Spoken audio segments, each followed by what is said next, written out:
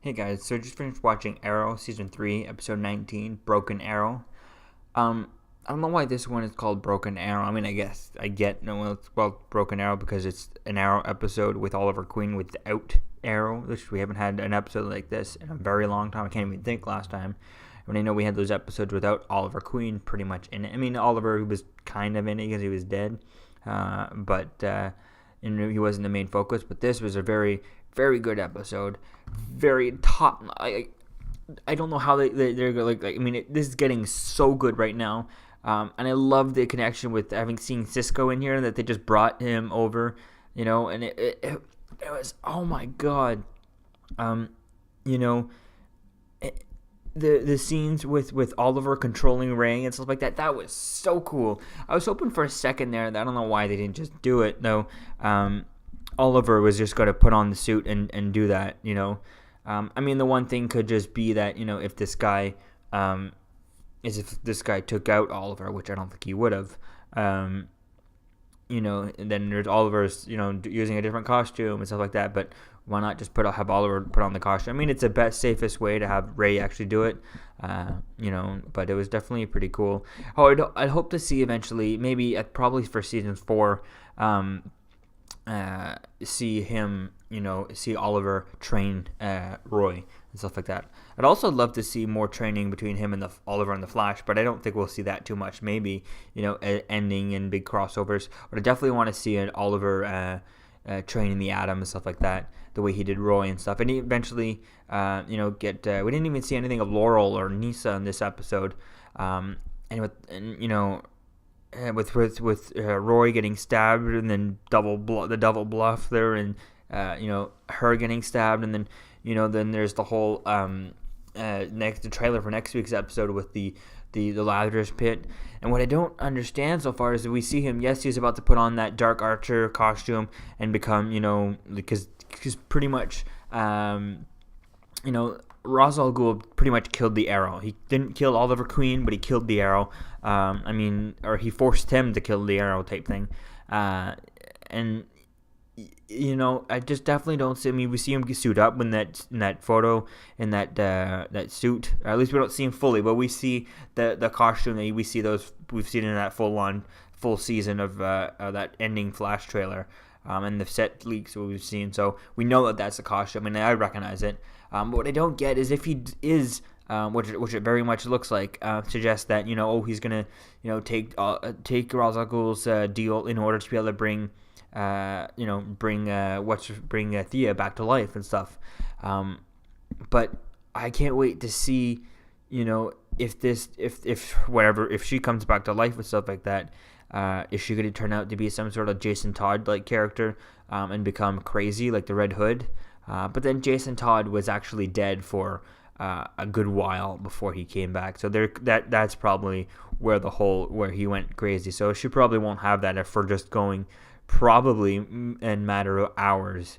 I doubt that he would wait long to be able to go down to and try and revive her. Maybe 24 hours. A day or two. I don't think he'd wait anywhere near a week to try and bring her back. So she may not have that, but still, the idea of dying and coming back would place so much on someone. And I feel like we might see that all of season 4. But the one thing I don't get is, okay, he takes the deal, becomes leader of the League of Assassins, or at least that's how else is he going to be able to put her in this pit? Unless he defeats Ra's al Ghul somehow. I don't know. Okay, he revives his sister and becomes the leader of League of Assassins. Then why not, when Barry calls you asking about a doctor to help him with the Reverse Flash, why not bring the entire League of Assassins to help you with that instead of just doing it yourself? I don't see why not do that. So that's where I'm definitely questioning. Where's that? Why not bring the whole thing? And I understand maybe it's probably expensive to have all those actors just like stunt people didn't all do that, but I definitely think it would have been so cool to have the Reverse Flash with Flash, Firestorm, Arrow, and the entire League of Assassins right behind them. And just at least maybe 5 guys, maybe 10 guys from a League of Assassins, and just see all of that versus him, versus the Reverse Flash. I think that would definitely be cool. Would have been cool to see.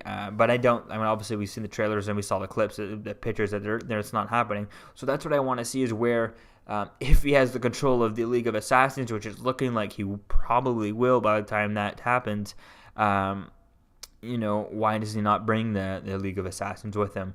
And I definitely can't wait to see why he doesn't. I mean, we saw Ray Palmer, Adam, go and drop off the metahuman at Star Labs with Cisco.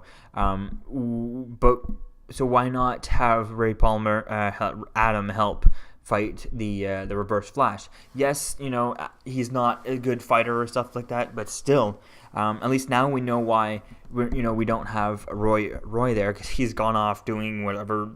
Because he's technically, he's legally dead, but physically no. So that's definitely going to be so cool to see all that. He didn't, and obviously it's going to be Oliver who's going to be the first person to find out that Thea's dead, because he was going to, he's going to tell him that, what's his face is gone, is not dead, and oh my god, just so much stuff. I can't wait to see, and I was so happy that Thea mentioned that Felicity mentioned that Barry's busy and stuff like that with what's his stuff, and that was so cool.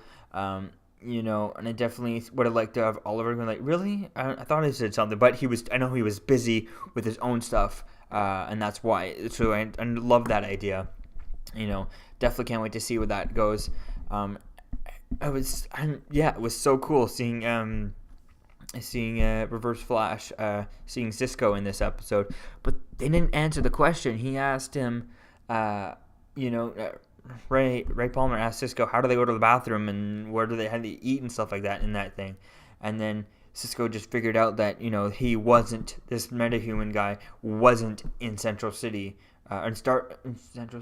wasn't near the particle accelerator to get affected, so he got his powers in another way, and that is going to be so cool. And one of the cool things I loved about this character is his eyes just glowing.